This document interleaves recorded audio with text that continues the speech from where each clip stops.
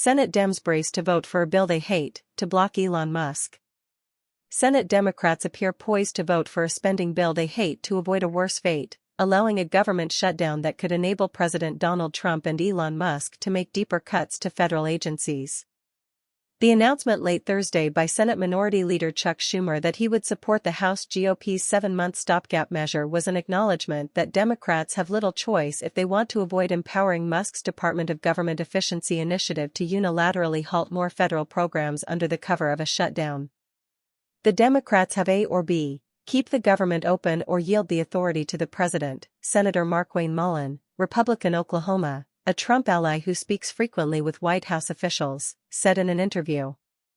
In a speech on the Senate floor on Thursday night announcing he would support the House-passed stopgap, Schumer said he had little choice as the Friday shutdown deadline loomed.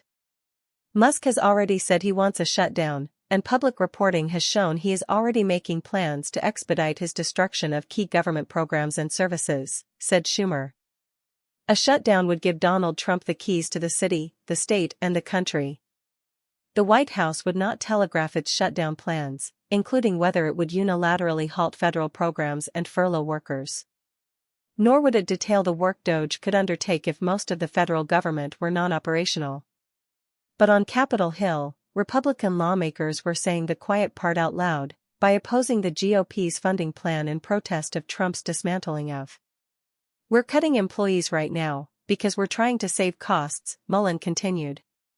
And if the Democrats are going to play a game and shut it down, and then yield the power to him, it'll be really easy for them to lift up the hood, look at all the essential and non-essential employees. Seems like to me it plays in their favor. Punctuating that threat, Musk on Wednesday night responded on X with a thinking face emoji to a suggestion from another social media user that furloughed workers should not be brought back on the government payroll after a shutdown.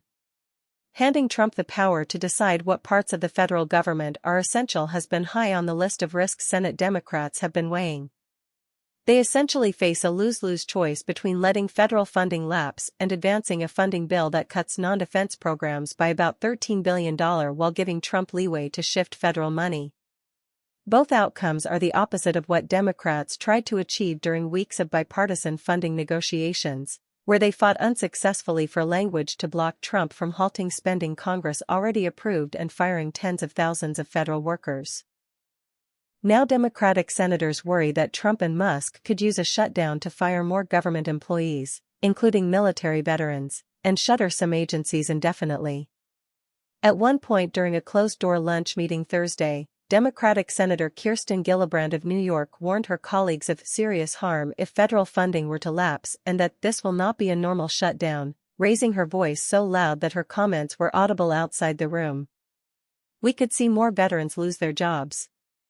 We could see government departments that never open up again. So that's a bad option," said Senator Mark Kelly, Democrat Arizona, on Thursday. Kelly has said he plans to oppose the stopgap bill, however, and it remained unclear Thursday night whether enough Democrats would join Schumer to support a procedural vote necessary to move on to final passage of the legislation. With Schumer and Senator John Fetterman of Pennsylvania committed to voting yes, Republicans need 6 more Democrats to seal the deal. Senator Rand Paul, a Kentucky Republican, has long said he'll vote no. Meanwhile, Senate Republicans have argued it would be Democrats who risked further stressing the federal workforce under a shutdown scenario. Senator James Lankford of Oklahoma, a member of Republican leadership, said Thursday that a government shutdown would obviously be a clear moment to declare who's essential and non-essential, and that's a moment right now in the middle of the DOJ conversations. Federal workers are going through a lot right now. There's a lot of challenge for them, a lot of stress for them. Democrats are literally adding more to it, Lankford said in an interview. "Not being pejorative, but one of the things I've said to my colleagues, do you really want to do this right now to federal workers and their families?" One former Trump administration official, granted anonymity to share their insights, said that using a shutdown to accomplish the administration's bureaucracy-slashing goals was a crazy strategy but one that could not entirely be ruled out. The person said the White House could be very comfortable during a shutdown, which would give broad latitude to Trump's Office of Management and Budget, and his budget director, Russ Vought, to make unilateral decisions about spending. "It's going to prove their point," If you only have essential employees and things work fine, the former official said.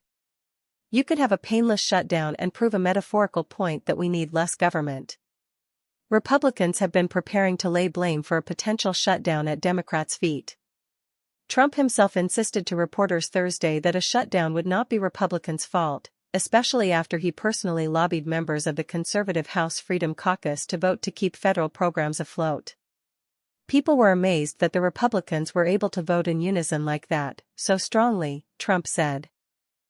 A White House official had declined earlier in the day on Thursday to offer any further specifics on the possibility of a shutdown, how the administration would handle it and what it would mean for DOJ's ongoing work, beyond the president's remarks.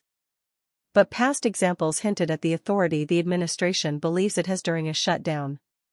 As budget director during Trump's first term, Vought played a key role steering the administration through a 35-day partial shutdown in 2019 sparked by a fight over border wall funding.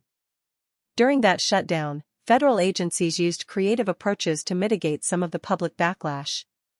Some of those strategies were later found to have been illegal, after the Interior Department diverted money from visitor fees to pay for operations at national parks during the shutdown. The nonpartisan Government Accountability Office issued a legal opinion concluding that the Trump administration move violated federal laws. OMB also at that time allowed agencies to perform certain duties they would not normally be allowed to execute under a shutdown scenario. The Budget Office, for instance, allowed the IRS to recall staff to prepare and process tax returns and later permitted the agency to resume paying tax refunds. The Agriculture Department continued to fund Supplemental Nutrition Assistance Program benefits, and the Fish and Wildlife Service called back furloughed staff to clean up wildlife refuges. Former Trump White House officials point to that shutdown to demonstrate the broad purview OMB has over spending during a federal funding lapse and how it can work to make the experience as painless or painful as possible, depending on what is most helpful for the administration in power. One unanswered question is just how aggressive a second-term Trump administration could be during a shutdown and further shrinking the federal bureaucracy. William Hoagland, who spent several decades working on the Senate Budget Committee and advising Republicans on budget matters, said lawmakers were right to fret about what might happen. The administration is breaking a lot of China, he said, and doing a lot of things that are unprecedented.